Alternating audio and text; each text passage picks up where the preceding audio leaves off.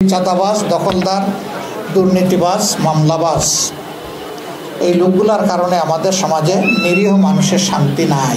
আমাদের প্রথম শর্ত, যারা আমাদের সাথে আসবেন তাদেরকে ওয়াদা করতে হবে নিজে দুর্নীতি করবেন না এবং কোনো দুর্নীতিবাজকে প্রশ্রয় দেবেন না। এটা নাম্বার 1। নাম্বার 2, সমাজের সর্বক্ষেত্রে ন্যায় বিচার প্রতিষ্ঠা হবে, বিচার বিভাগ স্বাধীন হবে, কেউ বিচার বিভাগের উপর কোনো রাজনৈতিক হস্তক্ষেপ করতে পারবেন না। নাম্বার 3, জুলাইয়ের আকাঙ্ক্ষা অনুযায়ী যে সনদ ইতিমধ্যে তৈরি হয়েছে সেই সনদ বাস্তবায়নের সক্রিয় উদ্যোগ নিতে হবে, বিরোধিতা করতে পারবেন না। পায়ের পাতা থেকে মাথা পর্যন্ত সমাজের সর্বাঙ্গে এখন দুর্নীতি। আপনি যেখানে যাবেন দুর্নীতির কবলে পড়বেন। এমনকি একজন ভিক্ষুক সেও দুর্নীতির কবলে পড়ে।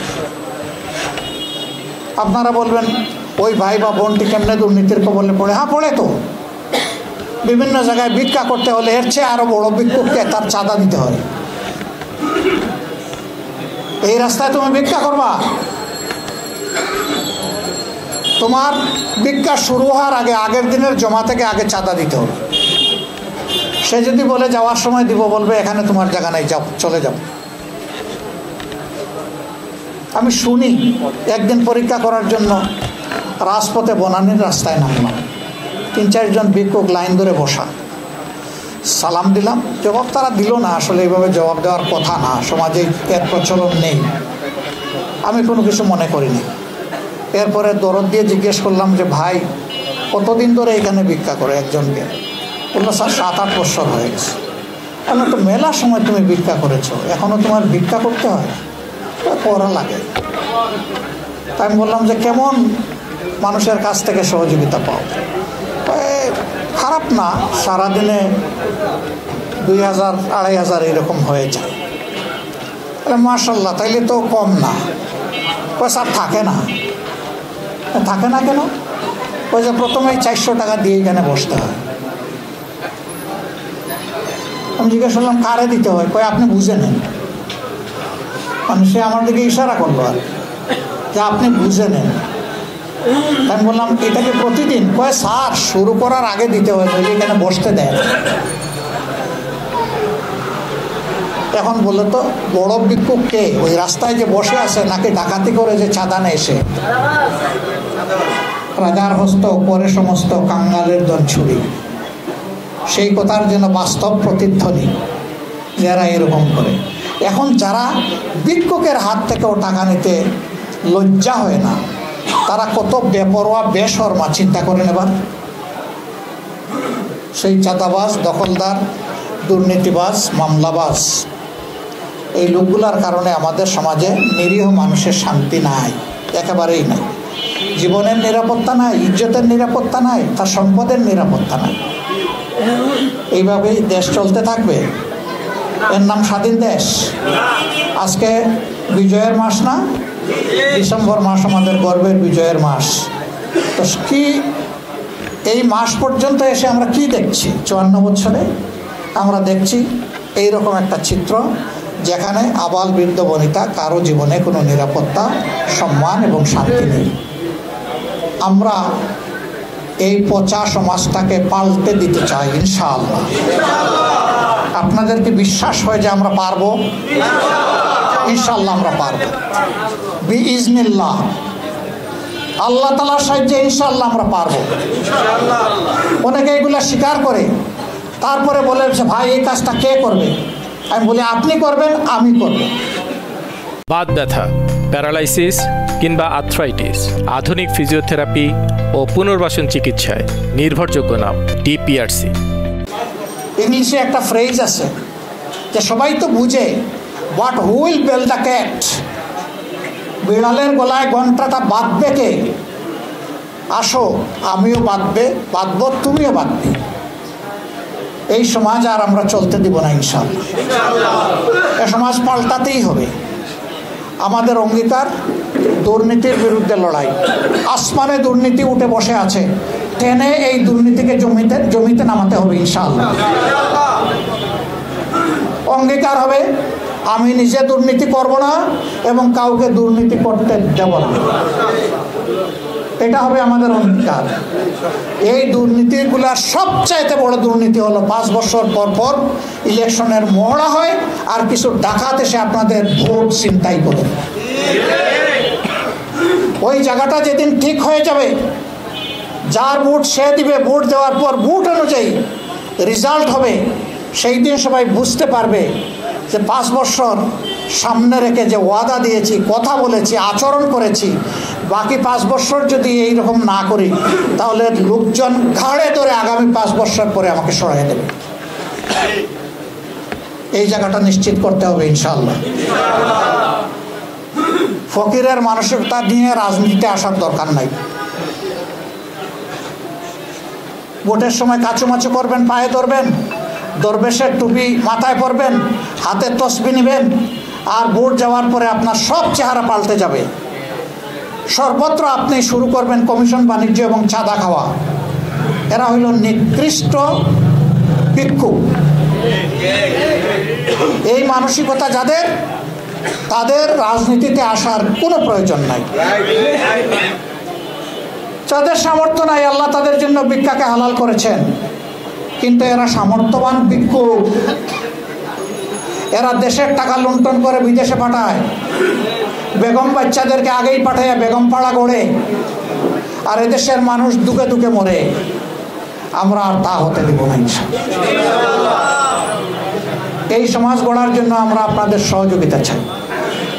আমাদের সন্তানেরা এমন শিক্ষা পাক, সেই শিক্ষারই আমরা ব্যবস্থা করব, যেই শিক্ষা তাদেরকে মানুষের মতো মানুষ বানাবে। সুশিক্ষায় শিক্ষিত হয়ে একদিনের জন্য বেকার থাকার প্রয়োজন হবে না, সেই শিক্ষাটাই আমরা দিতে চাই। আমাদের দেশে জনসংখ্যা নয়, আল্লাহর দান মানব সম্পদ। আমাদের দুর্ভাগ্য, আমরা জনসংখ্যাকে জনসম্পদে পরিণত করতে পারিনি। আমাদের সম্পদের কোনো অভাব নেই। আমাদের মানব সম্পদ আছে, আমাদের খনিজ সম্পদ আছে, আমাদের পানিতে সম্পদ আছে, পানির নিচে সম্পদ আছে, মাটির নিচে সম্পদ আছে। একটা সম্পদের অভাবে সবসময় বলি আমাদের এই কষ্ট, সেই সম্পদটা হচ্ছে সৎ চরিত্রের অভাব। ওই সম্পদটা নাই, আল্লাহর ভয় নাই, মানুষের প্রতি দায়বদ্ধতা নাই। যদি আল্লাহর ভয় এবং মানুষের প্রতি দায়বদ্ধতা থাকতো, তাহলে ইলেকশনের সময় যেভাবে লোকেরা বলে আমি জাতির একটু খেদমত করতে চাই, একটু সেবার সুযোগ আমাকে দেন, তো 5টা বছর সেবক হিসাবে কাটাতো। কিন্তু মিথ্যা ওদের বলি, দুঃখবাজ এরা যা এসে বলে, যুগে যুগে এটা প্রমাণ হয়েছে, এরা বারবার জাতিকে ধোঁকা দিয়েছে। আরেক দল আছে দেখবেন, বলে যে আমরা কোরআন সুন্নাহর বিরুদ্ধে কোনো আইন করব না। আরে কোরআন সুন্নাহর বিরুদ্ধে করবা না, সাহস করে একটু বলো না কেন যে আমরা কোরআন সুন্নাহ অনুযায়ী আইন চালাবো। যতবার তোমরা বলেছ ততবার জাতিকে ধোঁকা দিয়েছ। কে বলে নাই?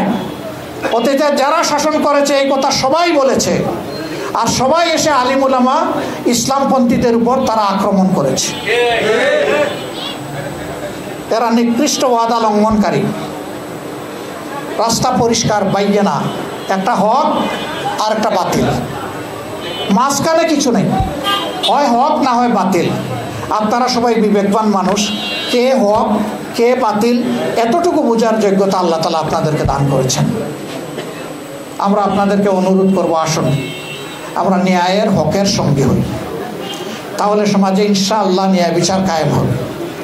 আর ন্যায় বিচার যদি কায়েম হয়, তাহলে রাজার হস্ত করে সমস্ত কাঙ্গালের দন ছুরি, ওইটা আর চলবে না। সবার আগে রাজার হাত কাটা যাবে, কারণ সে লোভের বশবর্তী হয়ে করছে। পেটের ক্ষুধার জ্বালায় যে চুরি করবে, আল্লাহে তার হাত কাটার কোনো অধিকার রাষ্ট্রের নাই। আগে তার পেটের খাবারের যোগান দিতে হবে, হালাল রুজির পথ খুলে দিতে হবে। রুজিতে অক্ষম হলে তার দায়িত্ব রাষ্ট্রকে নিতে হবে। যদি এতেও সে না থামে, তখন তার উপরে শরীয়তের হুকুম চলতে পারে, এর আগে নয়। অনেকে মনে করে যদি কোরআনের আইন চালু হয় তাইলে বোধহয় এক এক করে লক্ষ লক্ষ মানুষের হাত কাটা যাবে। না তো, সারা রাষ্ট্রে 2 জনের হাত কাটা গেলে সবার কান খাড়া হয়ে যাবে। তবে হ্যাঁ, হাতটা যেন কোনো গরিবের কাটা না হয় সেই দিকে খেয়াল রাখতে হবে। যার হাত কাটলে সারা দেশে খবর হবে তারই হাত কাটতে হবে। তবে আমরা এটা চাই না যে একটা মানুষের হাত কাটা যাক, আমরা চাই সবাই সৎ হয়ে যাক, অতীতের সমস্ত গুনাহাতা ভুলের জন্য তওবা করে ভালো মানুষ হয়ে যাক। আমাদের কোনো বন্ধু সংগঠন বলেছেন তারা যদি নির্বাচনে বিজয়ী হন তাহলে জামাত ইসলামকে বাদ দিয়ে তারা সরকার গঠন করবেন এবং এটা হবে জাতীয় সরকার, ঐক্যের সরকার। আমরা আপনাদেরকে সাক্ষী রেখে আমরা আশাবাদ ব্যক্ত করছি, ইনশাআল্লাহ জনগণের ভালোবাসায় আল্লাহ তাআলার ইচ্ছায় আমরা যদি বিজয়ী হই আমরা তাদেরকেও সাথে নিয়ে ইনশাআল্লাহ জাতীয় সরকার করব। মাত্র 3টা ছোট শর্ত, গতকাল 2টা বলেছিলাম, আজকে একটা যোগ হয়েছে। আজকে যারা আমাকে এই পরামর্শ দিয়েছে আমি এটা সঙ্গত মনে করে যোগ করেছি। আমাদের প্রথম শর্ত, যারা আমাদের সাথে আসবেন তাদেরকে ওয়াদা করতে হবে নিজে দুর্নীতি করবেন না এবং কোনো দুর্নীতিবাজকে প্রশ্রয় দেবেন না। এটা নাম্বার 1।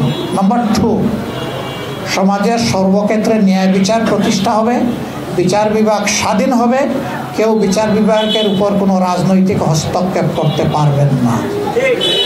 নাম্বার 3, জুলাইয়ের আকাঙ্ক্ষা অনুযায়ী যে সনদ ইতিমধ্যে তৈরি হয়েছে সেই সনদ বাস্তবায়নে সক্রিয় উদ্যোগ নিতে হবে, বিরোধিতা করতে পারবেন না। এই 3 শর্তে যারা রাজি হবেন তাদেরকে আমরা বুকে জড়িয়ে ধরে ইনশাআল্লাহ আগামী 5টা বছর অন্তত আমরা বিশ্বকে এই মেসেজ দিতে চাই, জাতি হিসাবে অপশাসনের বিরুদ্ধে, দুঃশাসনের বিরুদ্ধে, ফ্যাসিবাদের বিরুদ্ধে আমরা ঐক্যবদ্ধ।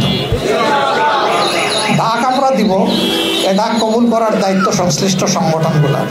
আমরা কাউকে জোরও করব না, আসতেও জোর করব না, না আসতেও জোর করব না।